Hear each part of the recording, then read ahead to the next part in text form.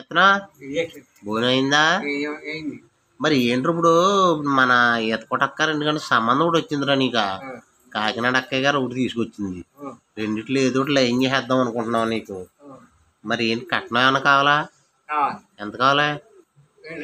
2 లక్షలు. పొలం ఒకటంటే 2 ఎకరాలు. ఊరిడం ఇంకా ఇంకా ఉంగరాలు అయ్యాను కావాలా?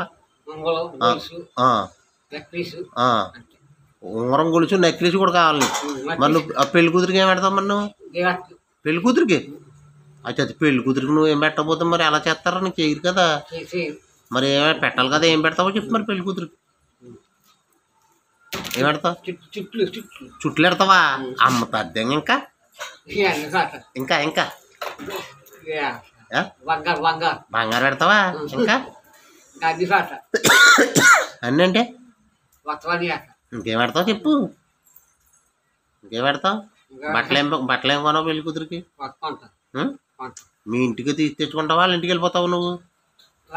మీ ఇల్లుందా? అబ్బే మీ అమ్మ నాన్నలు అడగాలి. ఇంకేం అడగక్కర్లేదా?